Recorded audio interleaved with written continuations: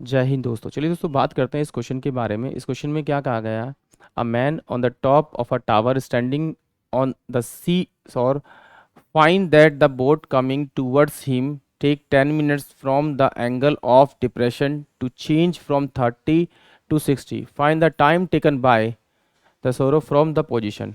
यानी कि इसमें क्या कहा गया है कि भाई एक टावर है, उस टावर से वो नाव को देखते हैं जो कि टावर की तरफ आ रही है।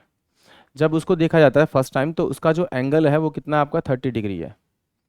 और जैसे ही वो 10 मिनट्स ट्रैवल करती है, 10 मिनट्स ट्रैवल करती है तो उसका जो एंगल है वो 60 डिग्री का हो जाता है। तो एग्जामिनर ने पूछा है कि भाई यहाँ से और यहाँ तक पहुँचने में उसे कितना टाइम लगेगा, ये पूछा है। पहली तो बात, एक बात ध्यान रखना कि जब भी इस टाइप की फिगर बनेगी आपकी और आपको समझ में नहीं आएगा कि एंगल कौन सा बन रहा है, तो इसका मतलब हमेशा ध्यान रखना जो बड़ा वाला एंगल होगा वो ऑब्जेक्ट के बिल्कुल पास आएगा और जितना छोटा एंगल होगा वो ऑब्जेक्ट से इतना दूर आएगा। यानी कि पहले 60 आएगा फिर 30 आएगा।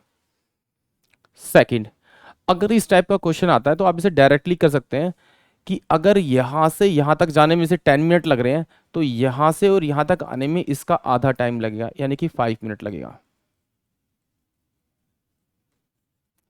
यानी कि आंसर तो मेरा 5 मिनट होगा।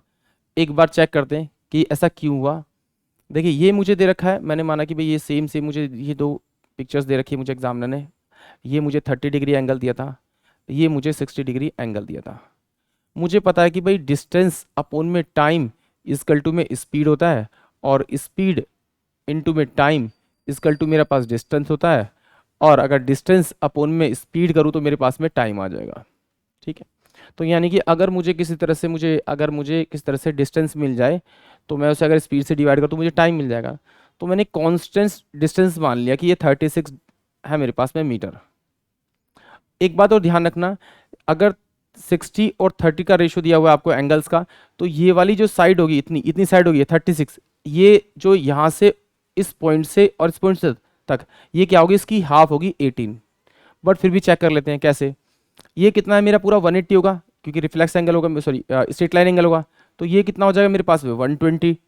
ये मेरे पास 120 डिग्री, ये 30 डिग्री, तो कितना 150। तो ये वाला कितना आ जाएगा मेरे पास में 30 डिग्री, क्योंकि ट्राइंगल के तीनों कोनों का सम तो कितना होता है 180 होता है। अब मुझे पता लग गया कि भाई इसकी दो एंगल बराबर है, ये वाला एंगल और ये वाला एंगल, तो इनके जो अपोजिट साइड्स होंगी वो भी बराबर होंगी। यानी कि इसका मतलब ये 36 है तो ये वाली साइड भी क्या होगी मेरी 36 ही होगी। अब मुझे पता है कि ये कितना है मेरे पास में 60 है, तो ये मेरे पास में 90 होगा, और ये मेरे पास में कितना 30 होगा। और ध्यान रखना है आपको कि 90 के सामने वाली जो साइड होगी वो, उसको अगर मैं हाफ करूँ तो वो 30 के सामने आ जाएगी। यानी कि 36 का अगर मैं हाफ करूँ तो मेरे पास कितनी आ जाएगी 18 आ जाएगी। अब देखिए, अब मुझे क्या निकालना है, इसका टाइम निकालना है कि इसने यहाँ से यहाँ तक का टाइम कितना लिया। तो सिंपल सी बात है, यहाँ से यहाँ तक का मुझे टाइम दिया हुआ है, कितना दिया हुआ है 10 मिनट दिया हुआ है। और डिस्टेंस मैंने एज्यूम किया था यानी 36 मीटर मान लीजिए। और मीटर को मैं से डिवाइड करूंगा मैं किससे 10 से, तो ये मेरे पास आ जाएगा मीटर पर मिनट में मेरी स्पीड आ जाएगी। इसको क्या करना है डायरेक्टली, अब मुझे पता है इसको 18 को आप इससे डिवाइड कर दीजिए क्योंकि मेरे पास स्पीड है उस व्यक्ति की। 18 अपॉन में 36 इंटू में टाइम 10, तो ये 18 दूनी 36 यानी कि 5। यानी कि 5 मिनट में वो क्या करेगा, वो इस पॉइंट से इस ऑब्जेक्ट तक पहुंच जाएगा। बट आपको एग्जाम में कैसे करना है ध्यान रखना इस फिगर को। अगर ये फिगर आपके पास आ रही है और आपको उसने यहाँ का टाइम दिया हुआ है, तो सिंपल सी बात है जो यहाँ पे टाइम दिया है, जैसे कि यहाँ पे टाइम दिया है 10 दिया है, तो ये वाला टाइम क्या होगा उसका हाफ होगा। क्योंकि आप देख रहे हैं ना, क्योंकि डिस्टेंस 36 था तो डिस्टेंस 18 हो गया, तो टाइम भी तो मेरा हाफ ही होगा ना। और एक बात और ध्यान रखना, जब भी आपको 60-30 का मिले तो ये वाले जो वैल्यू दे रखी है आपको, ये वाली जो वैल्यू दे रखी है यहाँ पर अगर डिस्टेंस दे रखा है तो उसका हाफ ये डिस्टेंस यहाँ पर लेंगे, आपको आपका करेक्ट आंसर मिल जाएगा।